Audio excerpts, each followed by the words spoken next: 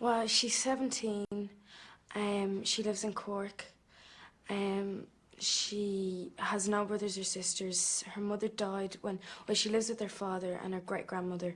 Her mother died when she was 4, and so she can't remember much about her great-grandmother. About her mother. The only kind of role model of a woman that she has is her great-grandmother. So I think that's why she's so naive and innocent and a bit kind of backward, like the way she dresses. And she's 17 and she's never kissed a boy, and her friends have, but she hasn't. And it's because the only woman she has is 2 generations older than her, and when she meets Johnny, she just can't believe,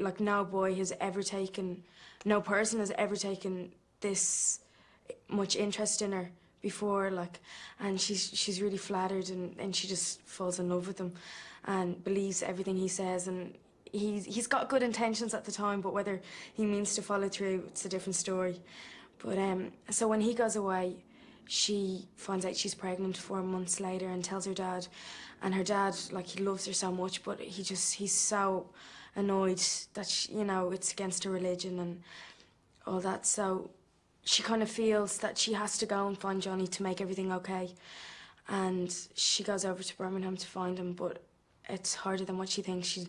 She comes from a small village, so she thinks Birmingham will be a few shops and so on, but it's a huge city, so she has difficulty finding him.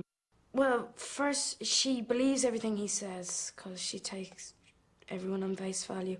Also, when she tells him that she's pregnant, he kind of laughs and just says, "Oh, you're going to be a mother." And she's kind of thinking, wishing that maybe her father had reacted like that instead. So it's kind of like she's seen the bits of her father in him that her father isn't. She does love her father, and he's not bad to her, you know what I mean? He just has his way of bringing her up.